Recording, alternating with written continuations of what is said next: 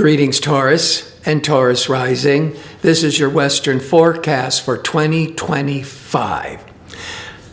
This year is going to be a major paradigm shift.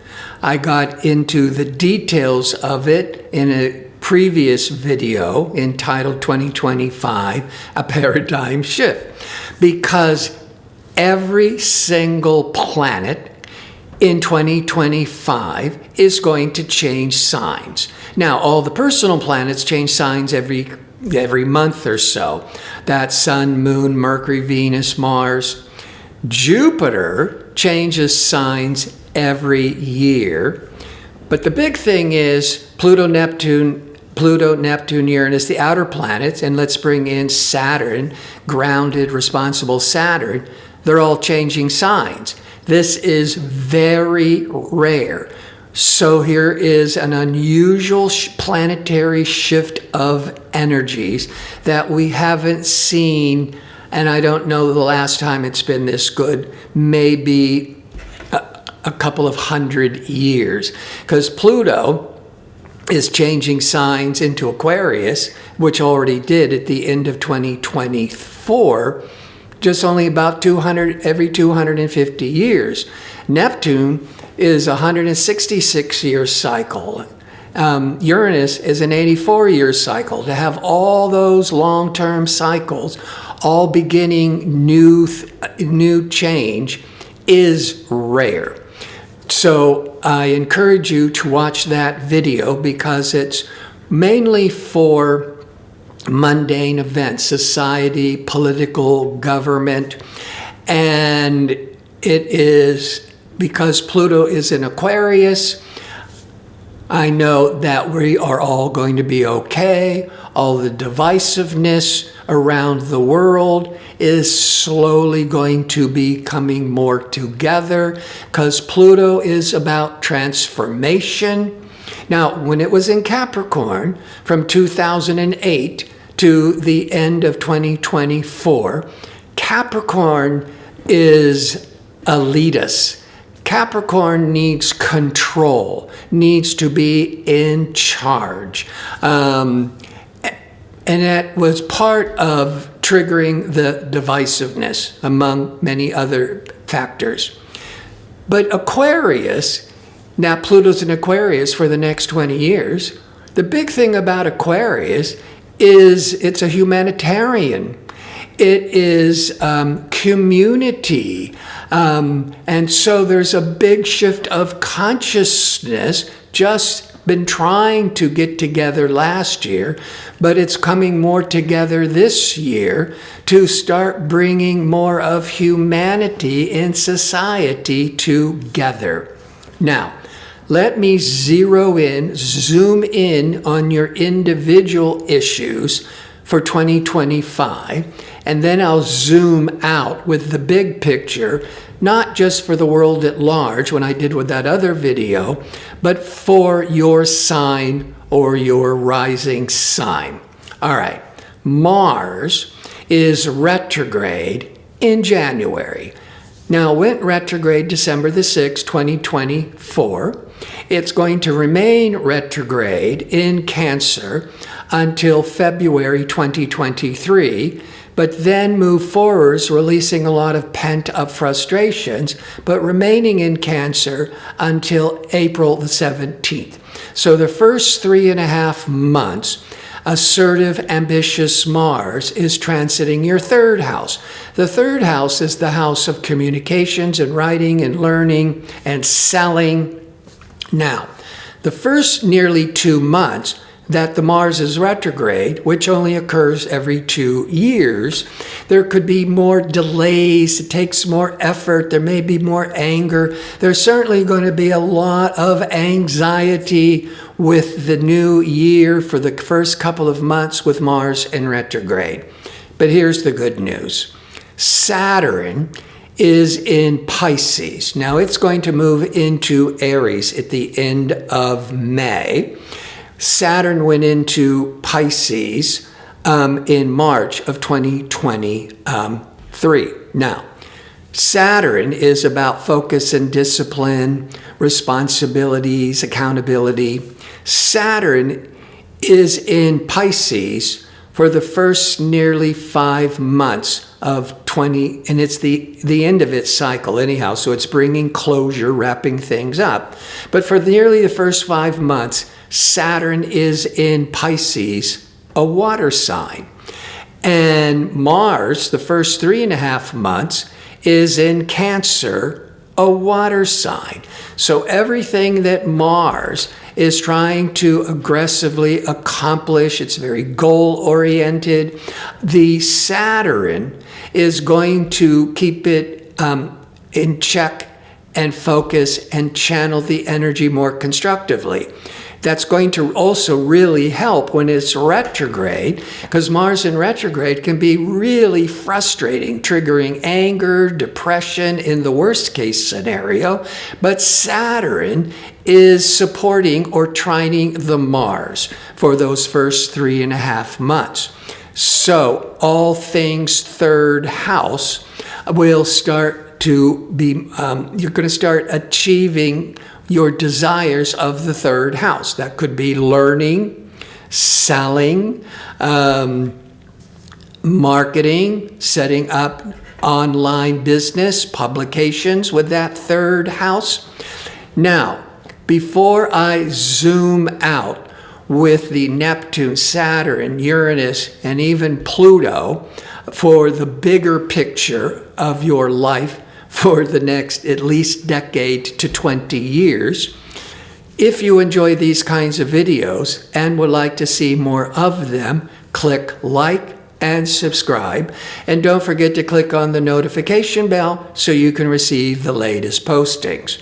All right, before I get to Neptune, one of the major outer planets, Neptune is about inspiration, creativity, charity in the positive.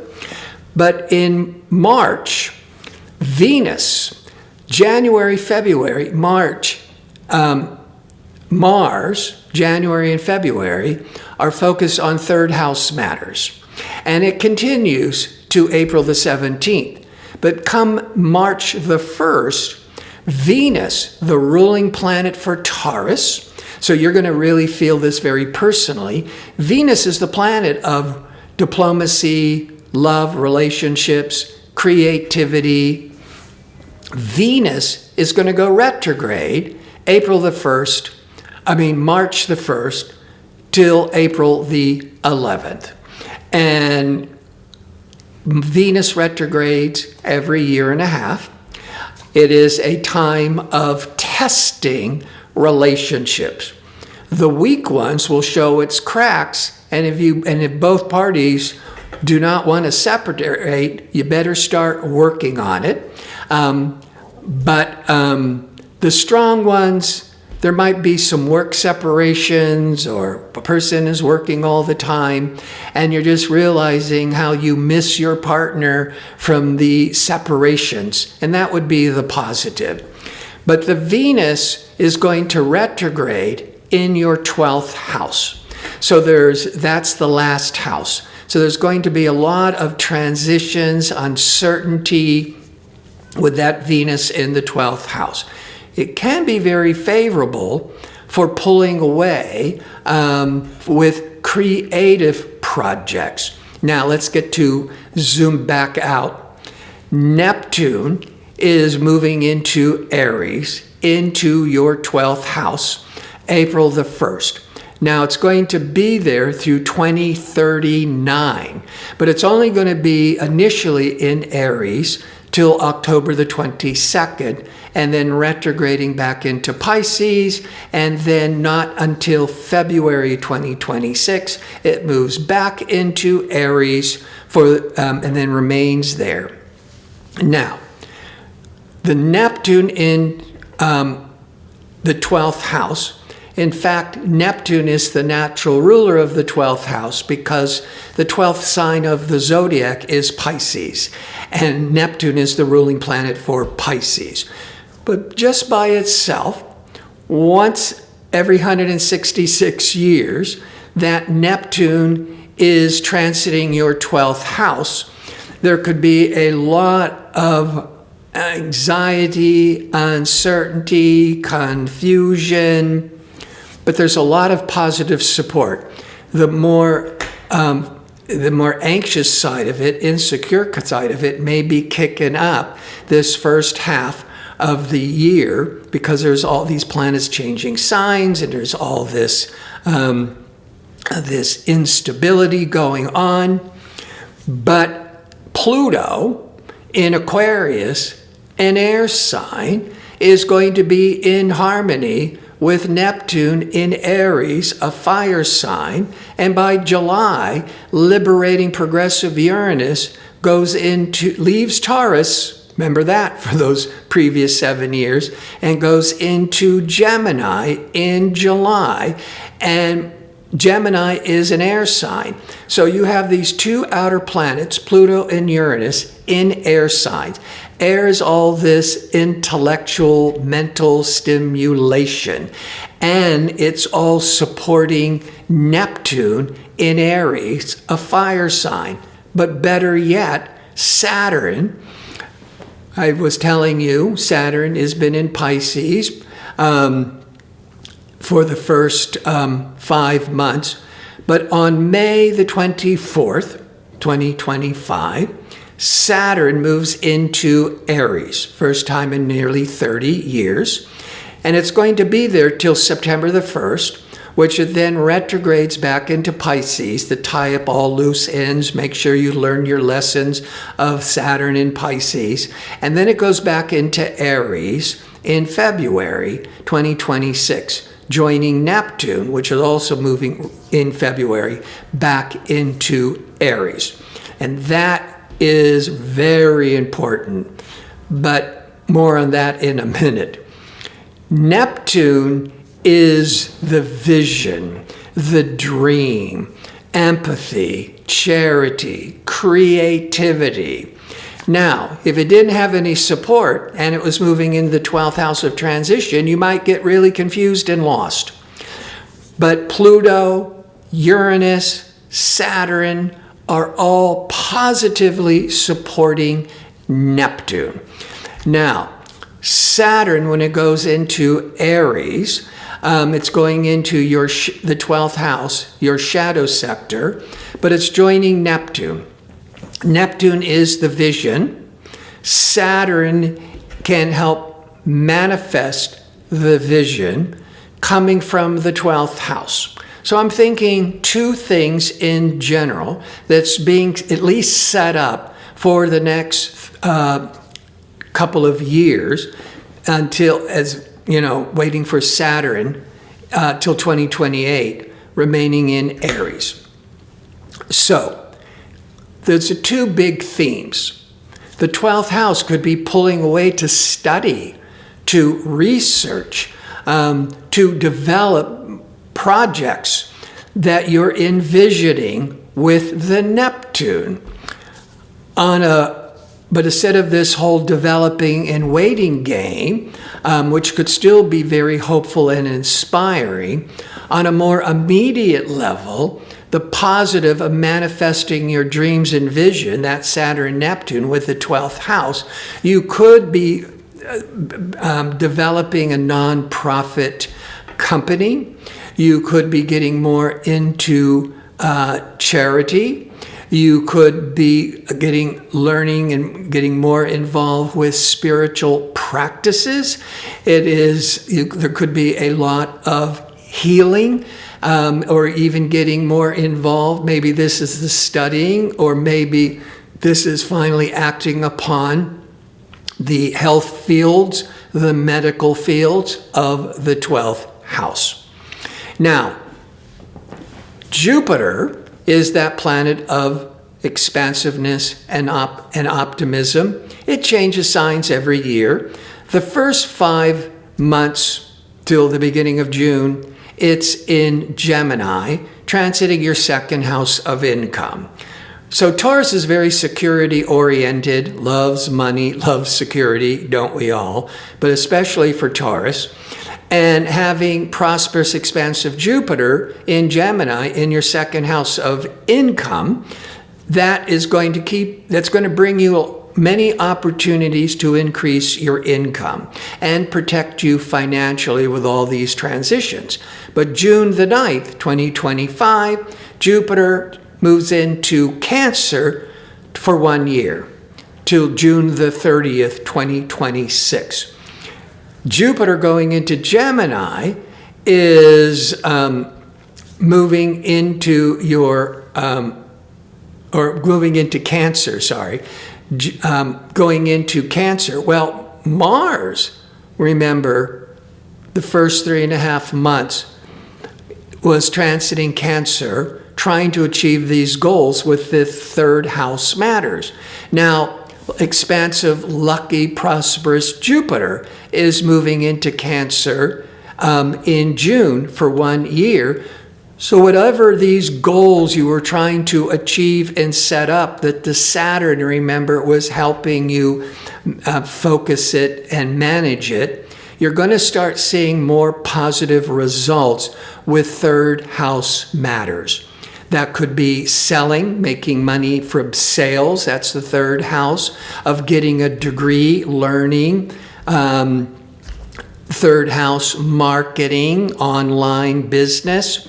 Now, in July, Uranus, innovative, progressive Uranus, is leaving Taurus and going into Gemini in your second house of income from July the 7th through November the 7th.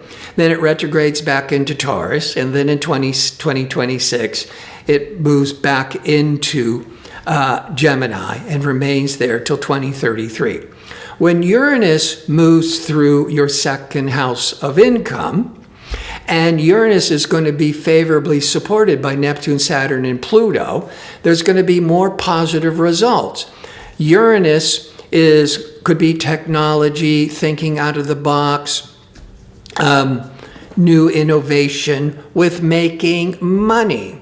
Uranus can be very unpredictable, but with all that positive support and moving through the second house of income, there's going to be unexpected times, and it may be this July the 7th to November the 7th, and then certainly next year for those following 6-7 years. But Uranus going through the second, with all that positive support, could bring in unexpected windfalls of monies. Now, that Pluto, which then takes me back to Pluto in Aquarius, and I was just initially talking about a major shift of consciousness, Pluto, planet of transformation that goes very deep, in Aquarius, bringing more humanity and community and the collective together. But it's going to be there for 20 years. So all this divisiveness, we may still be feeling it strong for 2025. But some signs of hope by July, August, when all of these outer planets are in harmony with one another. But when Pluto's in Aquarius, Aquarius is 10 signs past Taurus. So there's going to be these huge change in this unfolding development with career matters. Now, that could be a big upheaval and having to reorganize and regroup with career, then eventually really empowering you. But the Pluto and Aquarius in your 10th house of careers is supported by Neptune and Saturn and Uranus. So there's going to be a part of this big shift, and you're going to see a lot of clues in the positive by July, August, is going to be with your career. And you might be getting more recognition, more fame, more leadership. There may be taking your career to the next big level. And with Uranus in your second, then these big pay raises or unexpected windfalls of money because of all the big changes with career. I want to thank you for watching. If you like information on how to book an astrology reading or to check out my 2-question offer, visit my website at gardino.co. That's .co. Until next year, be safe and well.